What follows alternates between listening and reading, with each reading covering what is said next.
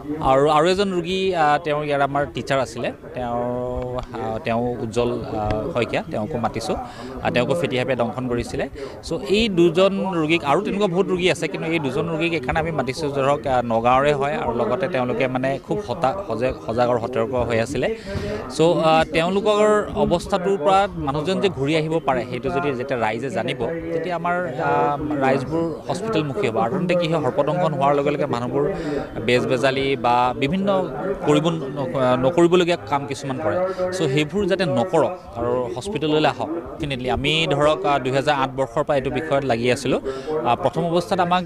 কোৱা হৈছিলে যেতিয়া আমি পাছ কৰি আহিছিলোঁ MBBS তেতিয়া আমি কৈ আছিলোঁ যে সৰ্পদংশনৰ চিকিৎসা কৰিবলৈ আপোনাৰ ICU লাগিব ভেণ্টিলেটৰ লাগিব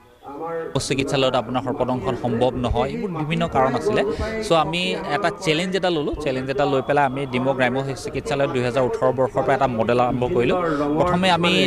আমাৰ চিকিৎসালয়ত যেতিয়া আমি আৰম্ভ কৰিলোঁ তেতিয়া আমি গম পালোঁ সমস্যাবোৰ ক'ত আৰু চেলেঞ্জবোৰ ক'ত আৰু আপোনাৰ 2020 বৰ্ষত আমাৰ এজন মৃত্যু হৈছিলে তাৰপিছত কিন্তু আমি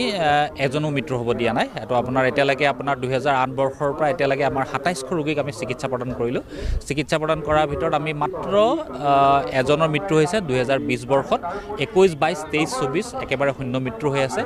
আৰু তেতিয়া আমি দেখিলোঁ যে ICU বা ভেণ্টিলেশ্যন সাধাৰণতে নালাগে যদিহে ৰোগী সোনকালে আহে এতিয়া আমাৰ ক্ষেত্ৰত কি হয় সৰ্পদংশন হোৱাৰ লগে লগে 20 মিনিট 25 মিনিট আধা ঘণ্টা 40 মিনিটৰ ভিতৰতে ৰোগী আহে হস্পিটেলত 24 ঘণ্টা থাকে যদি লক্ষণ দেখা দিয়ে তেতিয়া আমি এণ্টিভেনম প্ৰয়োগ কৰোঁ যেতিয়া আমি দেখিলোঁ যে আমাৰ হস্পিটেলত আমি যেতিয়া এইটো মডেলটো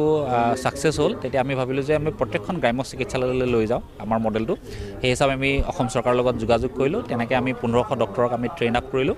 আৰু এতিয়া আপোনাৰ অল অভাৰ আছামত আপোনাৰ আমি প্ৰত্যেকটো গ্ৰাম্য চিকিৎসালয়তে আপোনাৰ এণ্টিভেনমৰ সুবিধা ৰাখিছোঁ আৰু লগতে ডাক্তৰসকলকো ট্ৰেইন আপ কৰা আছে আজি মই ইয়ালৈ অহাৰ আগতে আকৌ ডাক্তৰ আমাৰ যিখিনি আছে 20 জন ডক্তৰ আমাৰ নগাঁৱৰ তেওঁলোককো ট্ৰেইন আপ কৰা হৈ গ'ল চ' আমি আশা ৰাখিছোঁ 2025-26 বৰ্ষত অসমত শূন্য মৃত্যু হ'ব চ' এই বছৰ আপোনাৰ 35 ডেথ হ'ল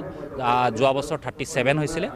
তাৰ আগৰ বছৰ 2022 বৰ্ষত 100+ ডেথ আছিলে অসমত চ' আমি লাহে লাহে কমাই আহিছোঁ চ' সেইকাৰণে আমি আশা ৰাখিছোঁ শূন্য মৃত্যু সম্ভৱ কৰিব পাৰিম